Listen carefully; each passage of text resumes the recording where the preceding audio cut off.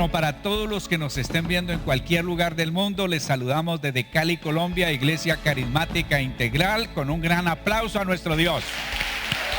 Amén. Eso. Amén. Vamos a ir a la palabra y lo voy a invitar a que abramos nuestra Biblia en el Evangelio de Mateo, en el capítulo 9. Mateo capítulo 9. Cuando lo tenga puede decir amén. Y allí va a buscar el versículo 35. Recorría Jesús todas las ciudades y aldeas, enseñando en las sinagogas de ellos, predicando el evangelio del reino y sanando toda enfermedad y toda dolencia en el pueblo. Al ver las multitudes, tuvo compasión de ellas, porque estaban desamparadas, como dispersas, como ovejas que no tienen pastor. Y entonces dijo a sus discípulos: a la verdad, la mies es mucha, pero los obreros pocos. Rogad pues al Señor de la mies que envíe obreros a su mies. Amén. Vamos a orar. Padre, te damos gracias, Señor, en esta mañana por este tiempo y esta oportunidad que nos das de estar aquí reunidos. Gracias por la vida de cada persona, por los niños, por las niñas, por los adultos, por cada uno de los que hoy han tenido a bien, Señor, obedecer a ese mandato de no dejarse de congregar, como algunos tienen por costumbre, y por haber acudido, Señor, a ese llamado que tú haces a cada creyente para que busque, Señor, de tu presencia. Gracias, Señor, por la vida de la familia pastoral, por el liderazgo, por este tiempo, Señor, por darme la oportunidad de compartir tu palabra. Te pedimos que nos hables a través de ella, que tu nombre sea glorificado, Señor, que me uses conforme a tus propósitos, Señor, y que tu palabra quede sembrada en cada corazón, de tal manera que pueda dar mucho fruto, Señor, y que esa palabra se pueda poner en práctica en cada una de nuestras vidas. Recibimos tu palabra y te damos gracias en el nombre de Jesús. Amén y amén. ¿Cuántos dan gloria a Dios? Cuando miramos este pasaje donde Jesús está ejerciendo su ministerio, pues tendríamos que recordar siempre que Jesús vino a salvar, a dar vida eterna, ¿cierto? Esa es la misión central de Jesús. Pero a medida que Jesús apuntaba a cumplir esa misión, pues iba desarrollando también unas actividades que tenían que reforzar la misión de traer salvación. Dentro de esa misión estaba el enseñar, y ahí lo está diciendo el texto, que él enseñaba la palabra, ¿sí? Enseñaba el camino al reino, ¿sí? Pero también dice que él estaba allí para sanar toda enfermedad y toda dolencia. Entonces uno podría reunir esos tres aspectos y decir que Jesús vino a salvar, ¿sí? Pero también vino a enseñar y a sanar, ¿sí? Y por eso vemos a Jesús en su ministerio desarrollando esas tareas ministeriales, ¿sí? Enseñar, ¿sí? Sanar. Dentro de sanar estaba también la parte de liberar, porque habían muchas enfermedades que no eran de orden físico, sino de orden espiritual, ¿sí? Y así vamos viendo el recorrido y el trabajo ministerial de Jesús. Cuando miramos en un panorama bíblico general desde el Antiguo Testamento, pues vamos a encontrar que Dios siempre buscó la manera de acercarse al hombre, ¿sí? Dios siempre buscó la manera de estar cercano al ser humano, ¿sí? Pero a medida que Dios iba desarrollando como ciertos sistemas o formas, ¿sí? Pues iba también creando esas formas, y por eso empezó a usar a hombres, ¿sí? Entonces Dios empieza a usar como unos puentes, ¿sí? Después de que se ocasiona ese desastre en el huerto del Edén llamado el pecado original, pues ya el hombre no pudo estar en el mismo nivel, en el mismo lugar donde estaba con Dios en un principio, y Dios empieza a usar intermediarios, ¿sí? Y cuando vamos haciendo un recorrido, un panorama así rápido como del Antiguo Testamento, ¿sí? Y vamos llegando como a Génesis capítulo 12, pues ahí nos vamos a encontrar con un hombre inicialmente llamado Abraham, que después Dios cambia su nombre y le pone Abraham, ¿sí? Tenía a su esposa que era Sarai, y después termina Dios diciéndole: te llamarás Sara. Y Abraham se convierte en el padre de la nación judía, y entonces Abraham empieza a ser un intermediario, ¿sí? Empieza a ser un gran patriarca, ¿sí? Y es el mayor referente de la nación judía. Para ellos Abraham es su padre espiritual. Pero así sucesivamente vamos llegando y entramos al Éxodo, y en el Éxodo encontramos otro personaje central de la Biblia, que es Moisés. Y con Moisés Dios nos muestra a un pueblo, a una nación que está esclavizada, ¿sí? Y pasa un periodo de 430 años esclavizados en Egipto, 430 años. 430 años en promedio nos da entre 5 y 6 generaciones, ¿sí? 5 y 6 generaciones, posiblemente entre 70 y 80 años.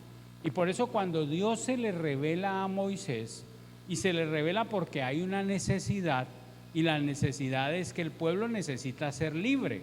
¿Cuál es la necesidad? El pueblo necesita ser liberado. ¿Libre de qué? De la esclavitud. Para Dios liberar a su pueblo, Dios puede hacer de cualquier forma, ¿sí? No en vano el centurión en el Nuevo Testamento le dice a Jesús una expresión clave, y es: una sola palabra tuya bastará para sanar. Es decir, una palabra de Dios resuelve todo. Una palabra de Dios como que desenreda todo lo que está enredado. Una palabra de Dios trae liberación. Una palabra de Dios trae sanidad, porque Él es Dios. Sin embargo, encontramos que Dios es un Dios de procesos, ¿sí? Es decir, Dios a nosotros, sus hijos, nos permite vivir procesos, y en esos procesos nos va formando, ¿sí? Nos va preparando, nos va adiestrando. Un término más actual, alguien diría, nos mentorea, porque en esos procesos Dios está trabajando en nuestro carácter, en nuestra forma de ser. Es decir, Dios arranca con nosotros un proceso y nos quiere llevar a una forma. Dios te va a llevar a una forma, a la que Él quiere, no a la que usted quiere ni a la que yo quiera. Él nos va a llevar a una forma. Entonces empieza a usar a Moisés, y usted encuentra en la historia de Moisés que Moisés presta resistencia para cumplir esa tarea, pero al final Moisés obedece la tarea y empieza a cumplir esa función. Pues déjeme decirle que esto que le estoy diciendo a manera de introducción es lo que nos va a conllevar a pensar en el trabajo pastoral, ¿sí? Es decir, Dios, pudiendo hacer todo, quiso usar hombres y mujeres para darles un llamado, ¿sí? Y en ese llamado darles un título, denominarlos pastores de la Grey. Y hoy vamos a hablar acerca de los pastores de la Grey. Alguien diría: ¿va a aprovechar que no está el pastor Osvaldo?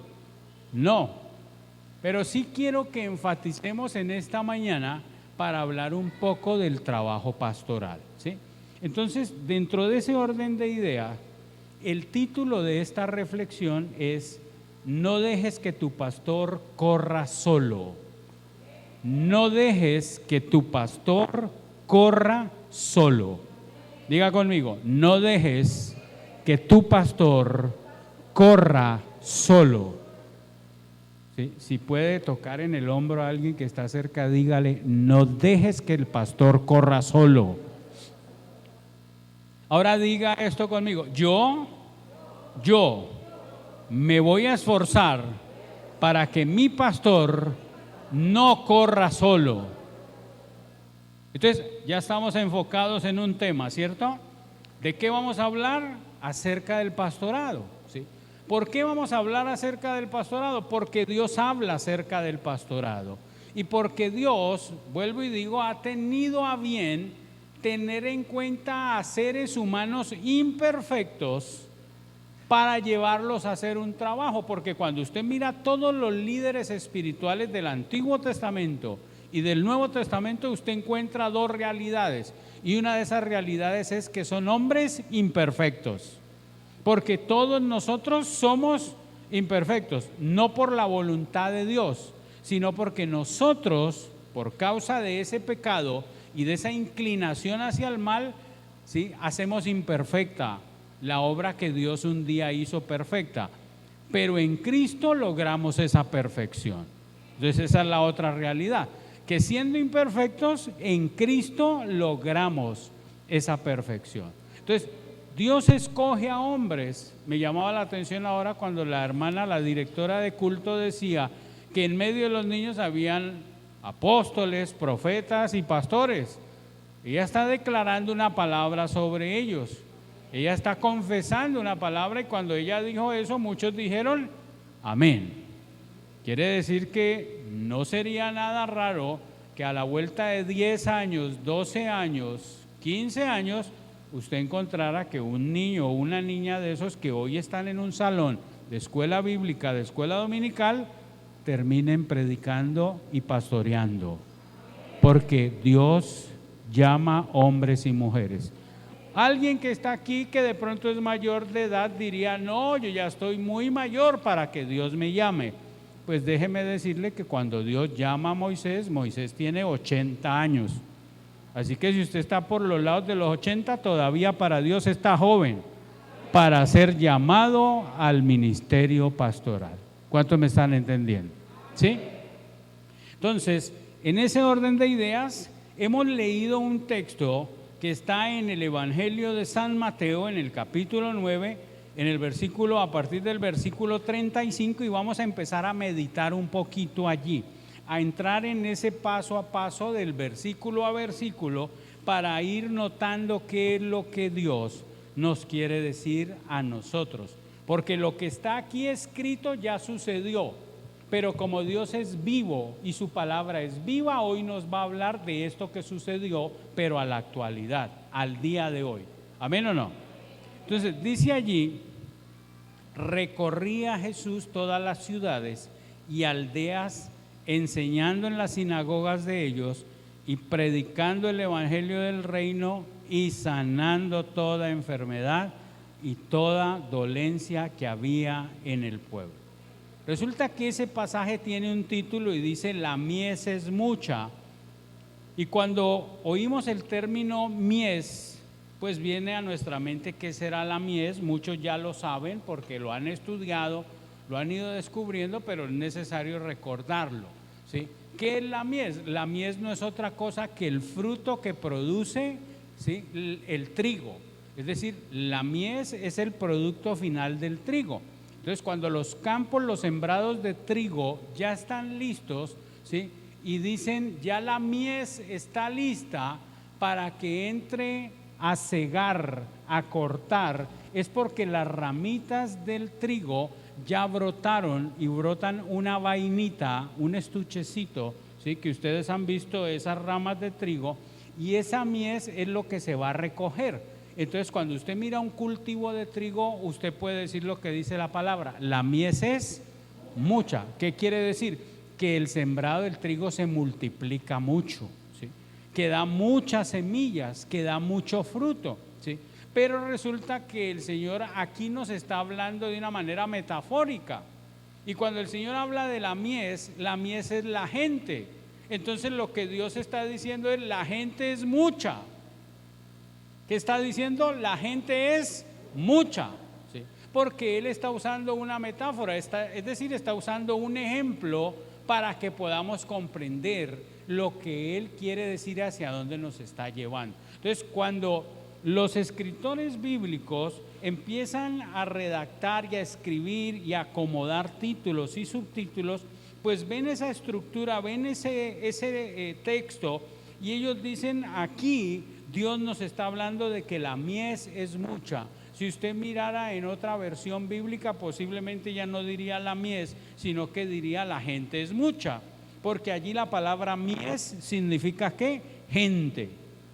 ¿Sí? Entonces, cuando ya encontramos o visualizamos eso, entonces vamos a encontrar que el Señor está hablando es de crecimiento, ¿sí? El Señor está hablando de que la gente se crece, se multiplica, que la población del mundo cada día crece, ¿sí? Que cada día nacen nuevos bebés, niños, niñas, y que la población va creciendo, que aunque las enfermedades, la pandemia ha afectado y ha traído mucha mortandad, el ser humano no deja de reproducirse, el ser humano no deja de crecer, ¿sí? Porque fue un mandato dado por Dios. Dios le dijo a Adán y Eva, ¿sí?, que fructificaran, que tuvieran muchos hijos, ¿sí? Es un mandato que Dios da. Ahora, eso no quiere decir que nos vamos a dedicar a tener y a tener y a tener hijos simplemente porque Dios dijo tengan hijos, porque es un mandato que hay que entender dentro de un contexto, ¿sí? Pero allí mies significa ¿qué? Gente, ¿sí? Entonces la gente es mucha. Ahora, lo otro que encontramos allí es que Jesús está desarrollando su ministerio, y en ese ministerio recorría ¿qué? Ciudades y las aldeas, ¿sí? Es decir, que el Señor iba visitando familias, iba visitando casas, lugares, y donde a Él le daban la oportunidad de ir a visitar a alguien, Él iba. ¿Y para qué iba Él? Él iba, 1, a enseñar, 2, a predicar, pero 3, también iba ¿para qué? Para sanar. Es decir, ese era el propósito de Él. Dentro de esa sanidad, usted va a encontrar que habían liberaciones, y si usted va a leer en el capítulo 10, el capítulo 10 le va a mostrar, ¿sí?, todo ese suceso de ideas, porque el capítulo 10 ya habla de la elección de los 12 apóstoles, ¿sí?, y después usted encuentra algo que es la misión de los 12 apóstoles, ¿sí?, y cuál era el propósito. Es decir, Dios empieza a rodear por medio de Jesús. Jesús empieza a rodearse ¿de qué? De personas, y Él empieza a llamar hombres, ¿sí?, a personas que lo acompañen en su tarea ministerial. ¿Para qué? Para delegarles una tarea. Es decir, esos apóstoles, esos discípulos tendrían que estar formándose con Él durante 3 años, pero después Jesús ya no podía estar más con Él, pero durante esos 3 años ellos tenían que estar preparados, ¿sí? Ahora, después de la teoría, ¿qué vendría? La práctica, ¿sí? Y en la práctica, ¿qué fue lo primero que se les vino a esos discípulos? La persecución. Es decir, en medio de la persecución, después de la crucifixión, la muerte y la resurrección, ellos tuvieron que enfrentar, ¿sí?, situaciones difíciles, pero era allí donde se iba a comprobar de qué estaban hechos. Igual nos puede suceder a nosotros, y es que en la iglesia recibimos la teoría, pero allá en la vida real es donde tenemos que practicar la fe. Es allá donde tenemos que demostrar en qué creemos, en quién creemos, cómo estamos verdaderamente, ¿sí?, si estamos consolidados espiritualmente o si estamos débiles espiritualmente. Porque después de la teoría, ¿qué viene? La práctica, ¿sí? Entonces, esa es una tarea pastoral. ¿Qué quiero decir con esto? Los pastores somos llamados ¿a qué? A enseñar la palabra de Dios, ¿sí? Los pastores somos llamados ¿a qué? A predicar la palabra de Dios. Ese es el llamado que Dios nos hace. Los pastores somos llamados ¿a qué? A orar por la gente, para que la gente reciba sanidad de parte de Dios, ¿sí? Los pastores somos llamados ¿a qué? A que la gente sea liberada, ¿sí? Muchos de nosotros cuando llegamos a Cristo necesitamos ser liberados. Muchos de nosotros necesitamos la oración de un hombre, de una mujer de Dios que tiene esa cobertura divina para que nuestra vida florezca y siga los caminos del Señor.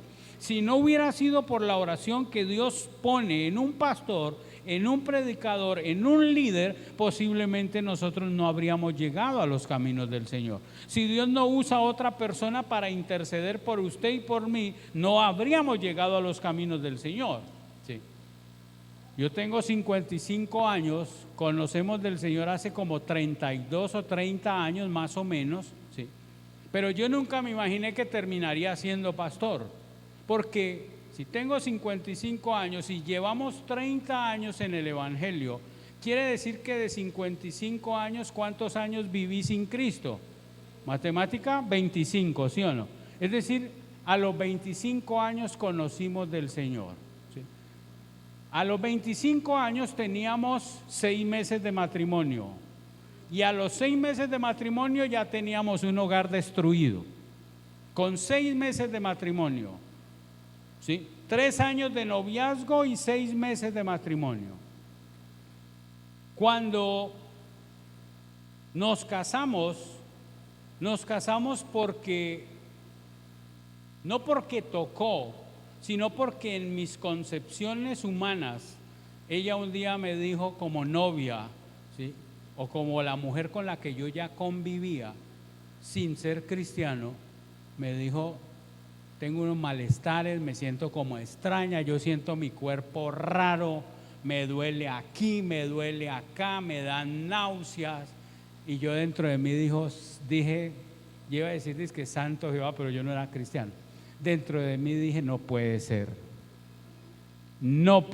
dije dentro de mí. Entonces yo le dije, pues yo creo que estás en embarazo. Tenía 25 años. Y yo le dije, nos tenemos que casar. Habíamos planeado el matrimonio 1 año. Y yo le dije, nos tenemos que casar ya, porque la educación que yo recibía, a mí me enseñaron que uno no debía tener hijos sin estar casado. Entonces tenemos que casarnos. ¿Sí? Irresponsable, pero responsable a la vez, una cosa rara ahí, ¿sí o no?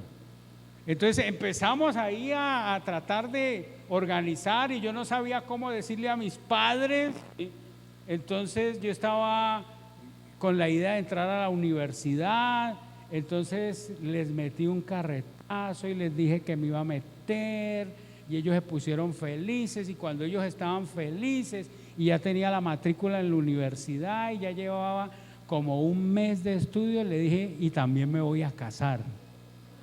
Dijeron, ¿cómo así? ¿Cómo se le ocurre? Si usted está empezando a estudiar. Y yo no les dije nada del embarazo. Pues resulta que nos terminamos casando, pero como yo era un hombre del mundo y tenía problemas, ¿sí?, de inclinación al licor, y me empecé a alcoholizar y empecé a beber todos los días de la semana, y llegaba a mi casa borracho y ya casado, y era de esos borrachos canzones, de esos borrachos que no se los aguanta nadie, y llegaba y ella llorando, ella en embarazo y ella en esa angustia y en ese desespero, y se armaba, como decimos aquí en Cali, el zaperoco. Y en la parte de abajo había una parejita que nos llevaban como 1 año o 2 años de casados de ventaja, y eran cristianos, son cristianos. Y ellos, ¿saben qué empezaron a hacer? A orar. Yo no sabía, y empezaron a orar, Señor, libera a este tipo, sana a este tipo, sácale el diablo a este tipo, y llore. Y un día llegaron y tocaron a la puerta y nos dijeron, mira, es que hoy hay una reunión de matrimonios y quisiéramos llevarlos. Y ese día yo había llegado como cosa rara borracho, y yo había acabado con todo, había quebrado vasos, platos, de todo. Y ya ella dijo, hasta aquí, ya el niño, ya en esa época el niño ya era de brazos, y ella ese día dijo, yo me voy de aquí. Entonces yo les dije a ellos, pues yo no sé, ella ya se va, mira, ahí tiene la maleta armada. Yo no sé a qué reunión vamos a ir, si esto ya se acabó, aquí no hay nada. A esta mujer no le falta nada. Esta mujer tiene comida a la nevera, yo merco cada 15 días. Tiene buen seguro social. Lo que quiera ponerse yo se lo compro. Solo que yo me doy mi vida por ahí de vez en cuando. Así son los hombres sin Cristo. Pues yo no sé qué pasó, o sí sé, y es que el Señor empezó a obrar. Y en el obrar de Dios, Dios nos convenció de ir a aquella reunión. Y terminamos en una iglesia así sentaditos como están ustedes, solo que como no había pandemia estábamos más pegados. Enojados pero pegados. Y resulta que cuando llegamos a la iglesia había un hombre grandote, mono, ojiazul. Y ese hombre me saludó como si me conociera hacía toda la vida y me abrazó, y yo dije, ¿este tipo quién será? Y me habló raro, oh, bienvenido. Y yo me sentí raro, yo, ¿por qué este tipo me abrazará así? Y yo bien incómodo, enguayabado, y me dijo, bienvenido a la casa del Señor, y nos recibieron y entramos. Y estando ahí sentados, yo empecé a sentir una cosa rara dentro de mí. Y yo dije, algo me echaron, yo creo que este tipo me untó algo en la entrada, alguna burundanga rara, porque yo me siento raro, yo siento ganas de llorar, yo me siento como apenado, yo me siento como una vergüenza, yo me siento extraño. Y yo la miraba a ella de reojo y ella miraba de reojo, pero no nos hablábamos, estábamos enojados. Y de un momento a otro la gente empezó a levantar las manos y boleaba las manos, y yo dentro de mí decía, ¡qué locos!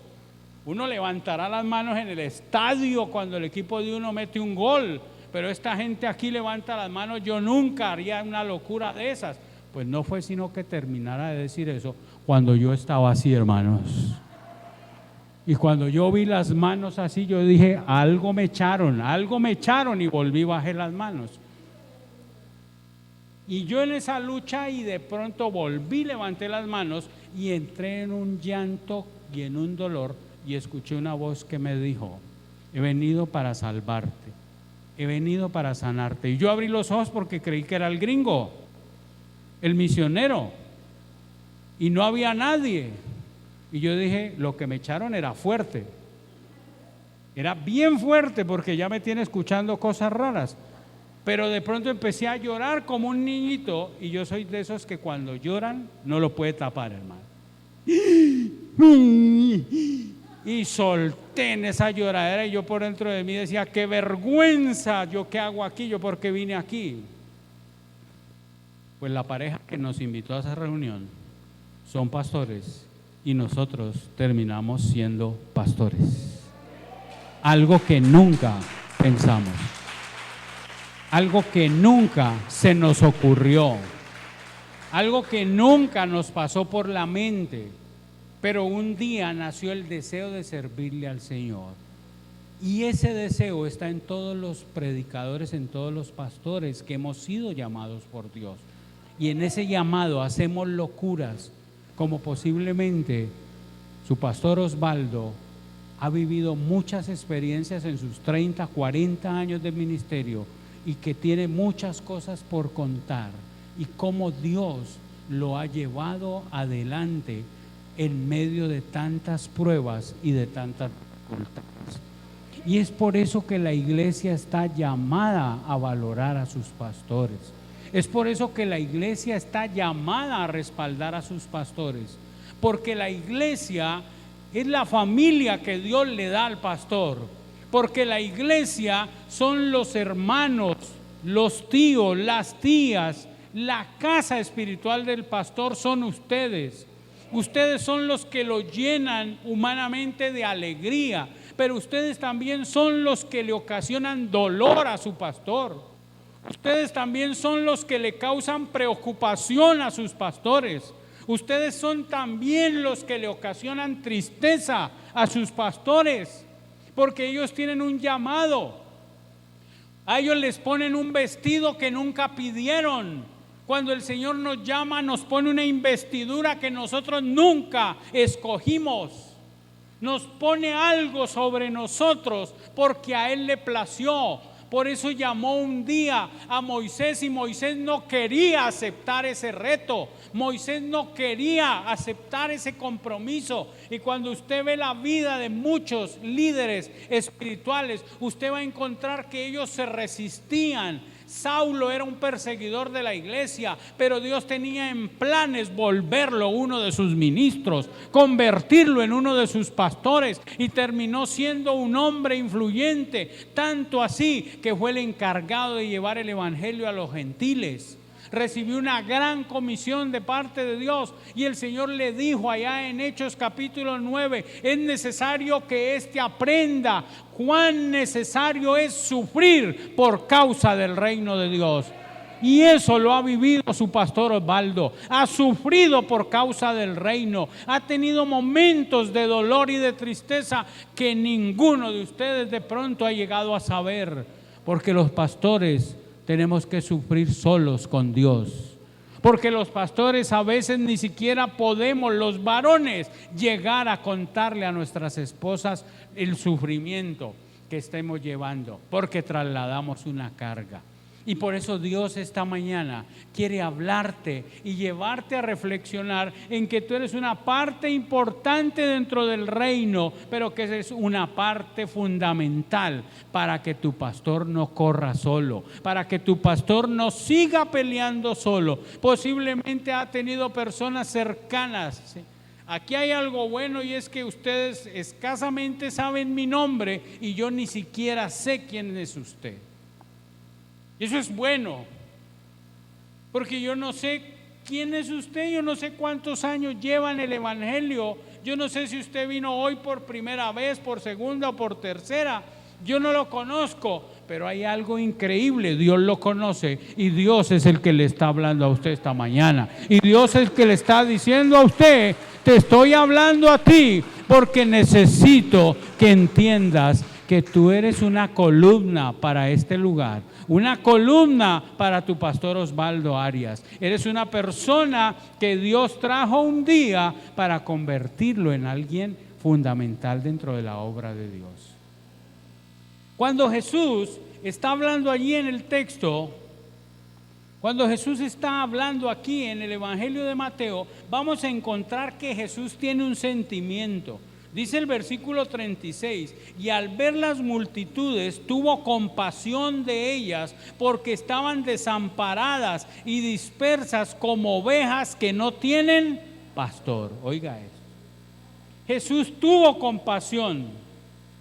Jesús tuvo compasión un día de mí, porque me vio disperso, desamparado, y el Señor dijo: este hombre necesita un pastor.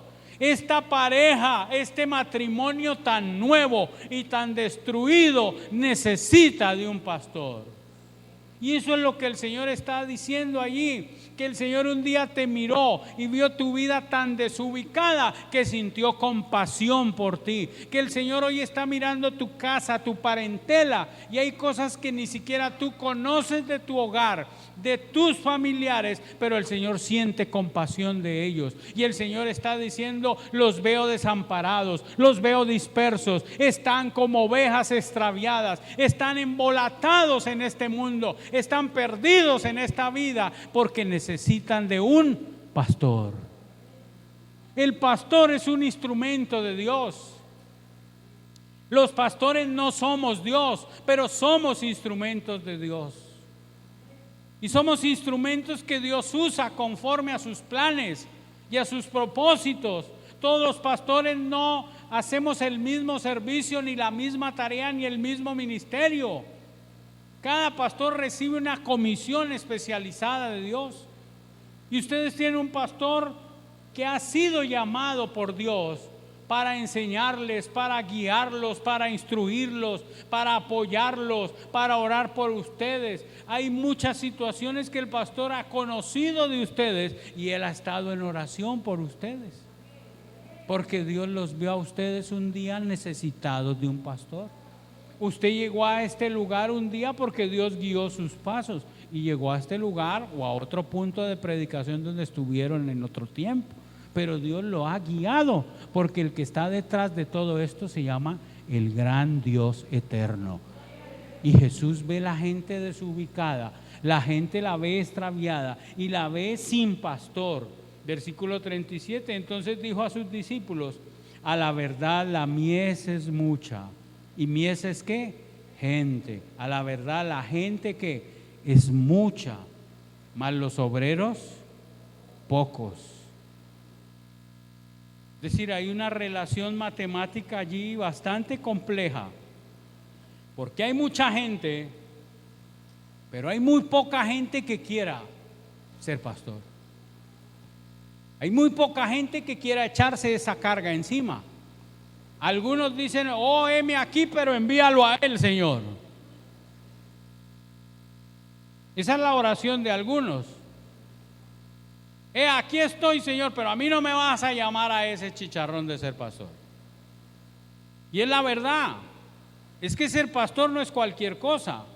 Es que ser pastor es renunciar a muchas cosas.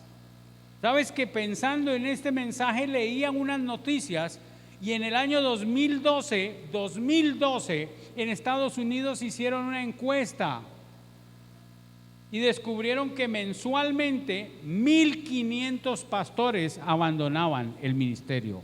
Mensualmente 1.500 pastores. Y encontraron que un alto porcentaje de pastores estaban inclinados hasta el suicidio. Y usted ha visto noticias que nos muestran las redes sociales donde han comentado de pastores que llegaron al extremo del suicidio. ¿Por qué? Porque la carga pastoral es muy fuerte. Porque la carga pastoral no solo es física, es espiritual. Porque la carga pastoral no es cualquier cosa de llevar. Entonces por eso los obreros son ¿qué? Pocos, ¿sí? Porque ser pastor no significa hacer algo como una profesión. Primero tiene que haber un llamado y segundo tiene que haber una vocación, ¿sí? Esta semana una persona, hablando de mi seguridad social, me preguntaba, ¿y cómo te registro? Y yo le dije, mira, pues yo de profesión soy licenciado en educación, de vocación soy pastor, hoy en día trabajo como mensajero en una empresa, entonces yo no sé cómo me vas a poner.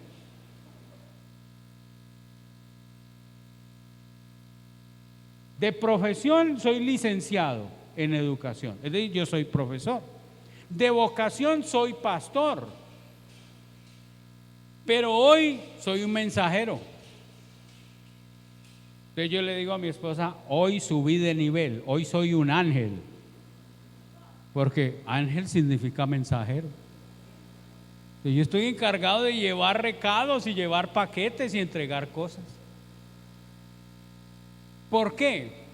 Porque muchos de nosotros los pastores no hemos podido seguir el mismo ritmo de otros pastores y es estar dedicados al 100% a la obra ministerial. Muchos de nosotros hemos tenido que alternar. Entonces existe un tipo de pastorado que se llama pastorado bivocacional. Es decir, nos toca alternar en otras áreas.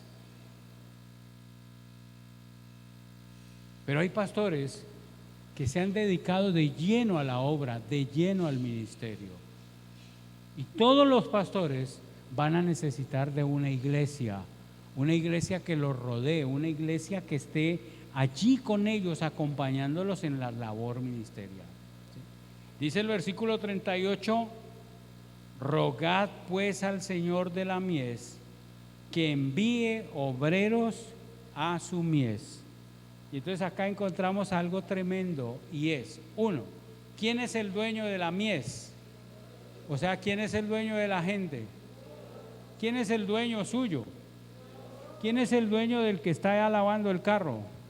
El que está en la ciclovía, el que ahorita está en Pance.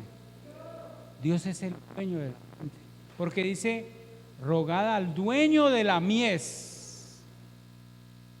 que envíe obreros a su mies. ¿Y de quién son los obreros? De Dios. ¿Y quiénes son los obreros? Los pastores. ¿Sí o no? Pero lo que pasa es que Dios, pudiendo obligar, no obliga. Dios invita. Y por eso cuando usted ve a Jesús con los apóstoles, ¿qué les dijo? Venid en pos de mí, dejad lo que estáis haciendo, dejad de pescar, porque yo los voy a convertir en ¿qué? En pescadores de hombres. ¿Sí o no? Él no les dijo, me tienen que servir, tienen que dejar lo que están haciendo y se tienen que convertir en pastores, porque si no va a caer fuego del cielo sobre ustedes. Él no dijo eso. Porque Jesús no quiere personas que estén al lado de Él por obligación. Ese es un error mental que tenemos. Pensar que Dios se complace cuando yo le busco porque me siento obligado. No, eso es como cuando un hijo viene y te visita y te dice, no vine porque cada 8 días vengo y pues me toca venir a verte. ¿Cómo así que te toca venir a verme? No, tú vienes porque me amas o no vengas. Entonces con Dios es lo mismo. Tú te acercas a Él, ¿por qué? Porque lo amas. Tú te congregas, ¿por qué? Porque lo amas a Él, amas a tu dueño, a tu Dios, porque te gusta estar al lado de tu Dios. Y Dios te provee una congregación, te provee un lugar, te lleva a impulsar un lugar, a patrocinar un lugar, a esforzarte por un lugar, a bendecir una familia pastoral, a apoyar un proyecto. Pero cuando tú te sientes obligado, perdiste el norte, te desenfocaste. Porque no estás haciendo las cosas para Dios. Y allí es donde nosotros como creyentes tenemos que entender. Él es el dueño de la mies, pero es el dueño ¿de quién? De los obreros. Entonces, cuando se necesita pastores, ¿a quién hay que pedirle los pastores? A Dios. Porque Él es el dueño ¿de qué? De los pastores. Por eso se conoce como el príncipe de los pastores. Y por eso la palabra declara que para cada pastor hay una corona especial. Para los pastores hay una corona especial. Esa corona no será para nosotros. Esa corona, según dice el texto bíblico, será para que nosotros honremos a Dios. Es decir, como que Dios dice, mira, este es tu premio. Y nosotros diremos, este premio solo te pertenece a ti, Señor. ¿Cuántos me están entendiendo? Entonces, el Señor expresa una necesidad allí. El Señor muestra que hay una necesidad. Y quiero invitarlo a que busque en su Biblia el libro de los Hebreos en el capítulo 13. Hebreos capítulo 13.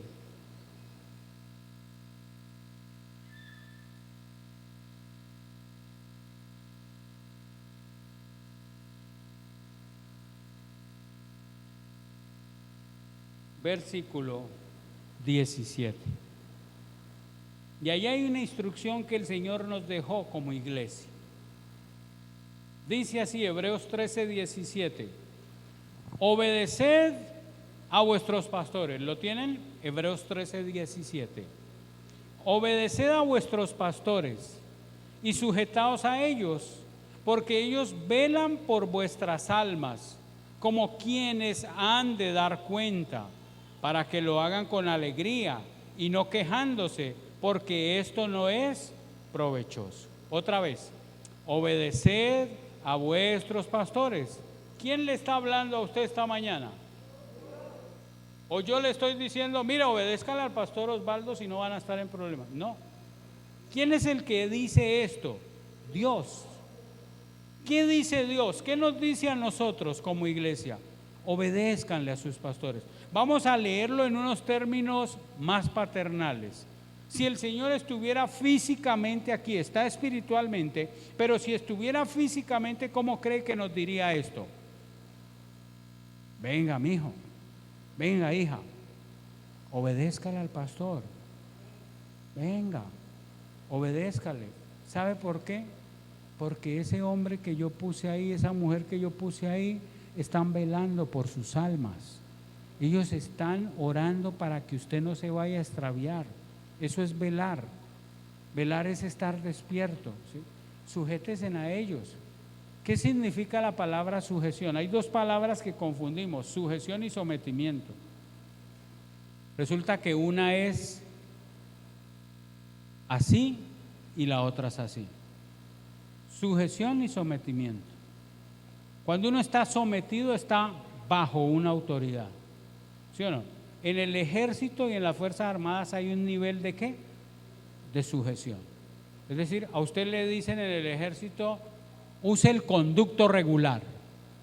Es decir, si usted es soldado y le toca hablar con el jefe, ¿sí?, suyo, ¿quién es el jefe de su escuadrón? No, que el dragoneante tal, que el cabo tal. Ok, ¿quién es el jefe de la compañía? Que mi teniente tal. ¿Quién es el jefe del batallón? Que mi coronel tal. Es decir, sujeción. ¿Ves? Sometimiento.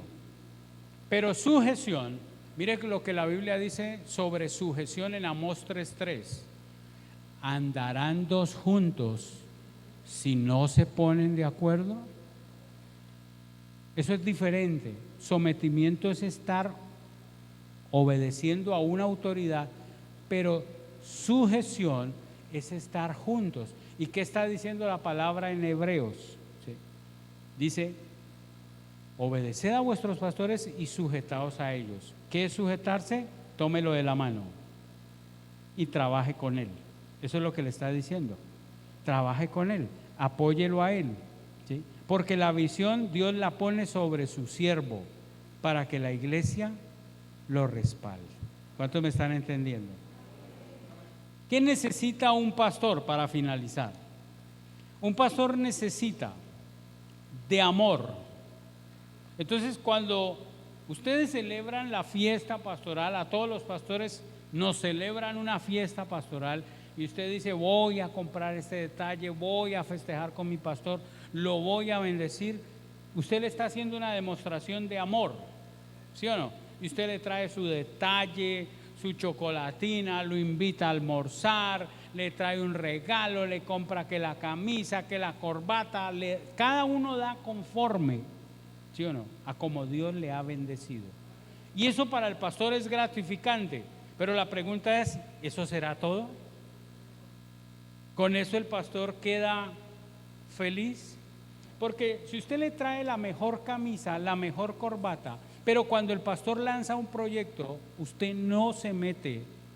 Cuando el pastor quisiera verlo a usted aquí en la hora de la intercesión, en la hora del evangelismo, quisiera ver ayudándole a sacar la obra adelante, ¿usted cree que la camisa y la corbata llenaron todo?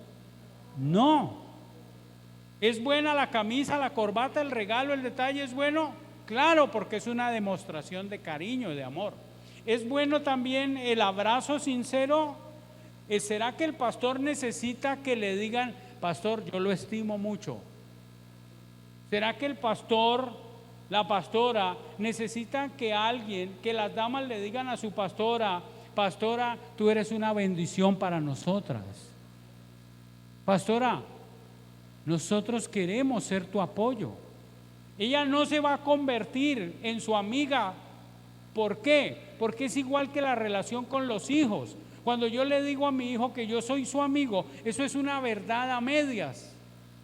Porque cuando yo me convierto como el amigo, pierdo el nivel de autoridad. ¿Sí o no? Entonces, el pastor y la pastora, ¿qué son? Mi pastor y mi pastora. Y por eso los tengo que respetar. Y por eso tengo que entender que son dos instrumentos de Dios. Que sí, el detalle está bien, pero a veces el detalle se queda corto, porque los detalles necesitan algo más, necesitan otro tipo de acciones. Amén. El apoyo para sacar la obra adelante. Entonces ellos necesitan ese apoyo. ¿Qué más necesitan los pastores? ¿Necesitan oración? ¿Usted cree que sus pastores necesitan oración? Mire, hay cosas que los pastores no cuentan, pero a veces están en crisis personales, crisis familiares, crisis que los llevan a pensar, ¿qué me pongo a hacer? Y el pastor a veces no va a llegar a decirle a toda la iglesia ni al grupo de liderazgo, hermanos, estoy en este problema, porque hay cosas que el pastor por prudencia no va a decir. Pero usted como ayuda idónea pastoral, como ayuda como iglesia, usted debe orar por sus pastores y decirle al Señor, yo no sé qué estén pasando. Usted a veces puede verlo sonreír y el pastor por dentro estar llorando. Usted a veces puede verlo a él muy tranquilo, muy relajado aparentemente, pero de pronto él allá en su interior está llevando una gran carga. Entonces los pastores necesitan oración. ¿Y quién puede orar por ellos? La iglesia, ustedes. ¿Cuántos me han entendido? La mies es mucha y los obreros son pocos. Y el título de esta reflexión es: no dejes que tu pastor corra solo. ¿Están de acuerdo conmigo? No deje que su pastor corra solo. Vamos a orar.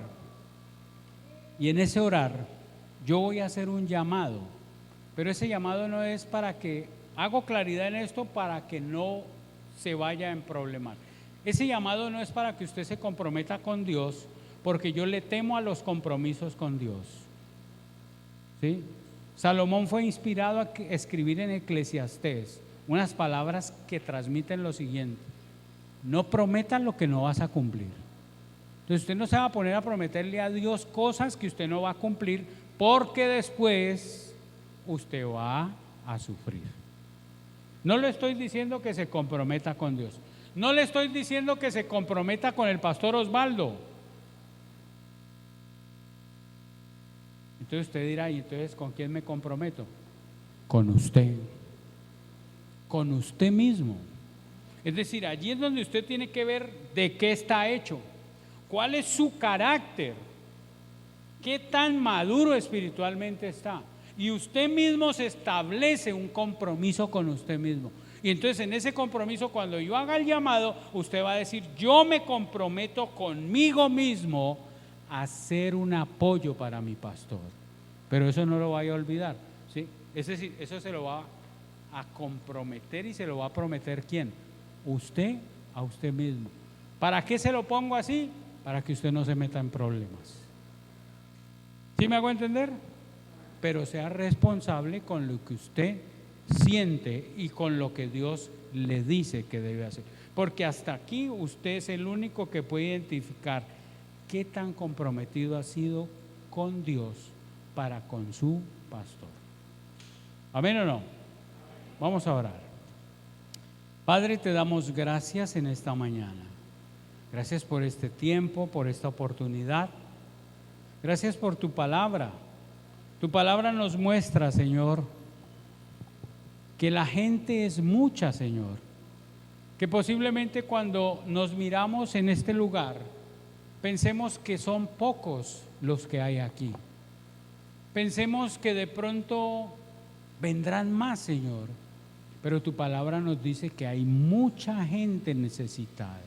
Que hay mucha gente que necesita de un pastor, de una pastora, que hay mucha gente que necesita recibir tu palabra, que hay mucha gente que necesita un abrazo, un consuelo, que hay mucha gente que necesita una palabra de ánimo, una palabra de fe, que hay mucha gente que necesita una oración, una intercesión, que a veces nosotros somos indiferentes, Señor. Y se nos olvida, Señor, que tú llamaste hombres y mujeres, que llamaste hombres y mujeres para convertirlos en pastores, ministros y ministras tuyos, Señor. Que los llamaste un día, Señor, y esos hombres obedecieron al llamado y abandonaron tantas cosas, abandonaron sueños, abandonaron planes, abandonaron proyectos, abandonaron algunos empleos, Señor, abandonaron lo seguro para ir detrás de algo que no era seguro, pero que era lo mejor. Porque cuando tú llamaste a Abraham, le dijiste: vete de tu tierra y tu parentela a un lugar que yo te mostraré. Y Abraham no sabía para dónde lo llevabas. Así los pastores muchas veces no sabemos hacia dónde nos lleva el Señor, pero solo obedecemos al llamado de Dios. Y hoy estoy aquí, Señor, porque los pastores de esta congregación, Padre, han sido llamados por ti, Señor, porque tú los llamaste hace mucho tiempo. No sé cómo sería su llamado, no sé qué sucedió, pero estoy convencido que tú los llamaste, Señor, para que fueran instrumentos de bendición para estas personas.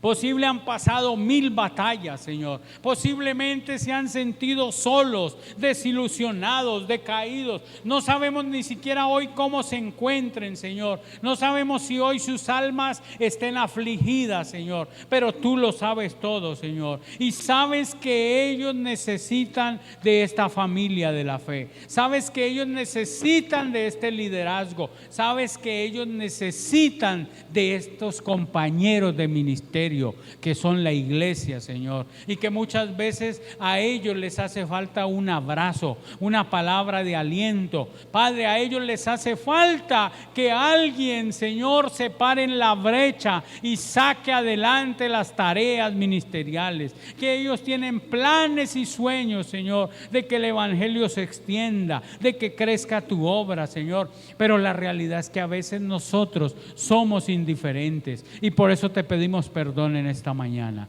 Por eso te pedimos perdón. Pídele perdón a Dios si has sido indiferente, si has sido apático a ese llamado de Dios. Si de pronto crees que con lo que has hecho es suficiente y el Señor en este momento te habla a tu corazón y te dice: hijo, hija, necesito que des más, necesito que te comprometas más, necesito que tengas más actividad, más acción, que puedas apoyar a mis pastores para que la obra siga adelante, para que la obra salga adelante. Señor, obra en cada corazón, en cada persona.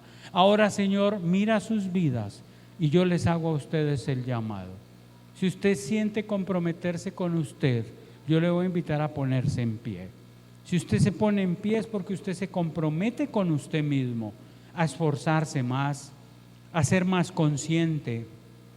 Se va a comprometer con usted mismo para impulsar más la obra de Dios. Se va a comprometer para que de lo que Dios hace en su vida y de lo que Dios da para usted, usted va a ser consciente de ser de mayor bendición. Señor, yo presento a cada persona, Señor, que se pone en pie y se compromete, Señor, consigo mismo. Se compromete, Señor, con sus ideales, con sus valores, con su carácter, Señor. Porque tenemos que aprender a comprometernos con nosotros mismos. Antes de comprometernos con la gente, antes de comprometernos contigo, tenemos que tener un compromiso personal. Un compromiso, Señor, donde entendemos, Señor, que nos corresponde hacer un esfuerzo, que hay mucha gente, que la mies es mucha, Señor, y que posiblemente aquí hay un semillero de pastores, Señor, de pastoras, de líderes, que posiblemente aquí hay un semillero de otros ministerios, Señor, ministerios que tú quieres formar, quieres, Señor, empoderar, que posiblemente aquí ya hay gente, Señor, que ha ido descubriendo un llamado, Señor, pero que ese llamado, Señor, necesita fortalecerse, Señor, en esa persona, en ese carácter, en esa determinación. Por eso, Señor, te pido que los bendigas por el compromiso que ellos sienten. Levante sus manos al cielo. Bendícelos, Señor, bendícelos. Si usted está sentado, levante sus manos y pídale a Dios que bendiga su vida. Señor, bendícele, Señor, en gran manera. Bendícelos, Señor, fortalécelos. Llénalos de tu presencia, llénalos más, Señor, de ti.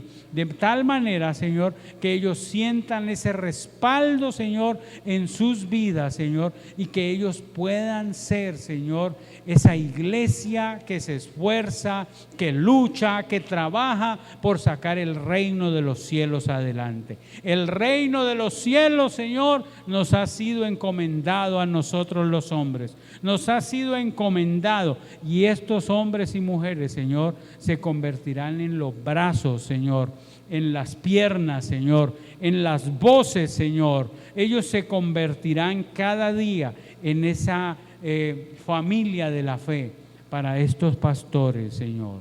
Por eso declaramos y pedimos tu bendición. Los bendigo, Señor, en tu nombre. Declaro tu bendición en el nombre de Jesús, y que esta semana sea una semana de muchas bendiciones y de buenas noticias, que haya sanidades y milagros. Amén y amén. Dale un aplauso al Señor. Gloria a Dios. Aquí termina Enseñanzas a la luz de la palabra de Dios. Nuevo Auditorio Integral. Te invitamos a nuestras reuniones. Martes, oración, 7 de la noche. Jueves, doctrina bíblica, 7 de la noche. Domingo, 10 de la mañana, reunión dominical. Te esperamos con toda tu familia. Trae un invitado. Nuevo Auditorio Integral, carrera 83A, número 1520, barrio Ingenio 2, Cali, Colombia.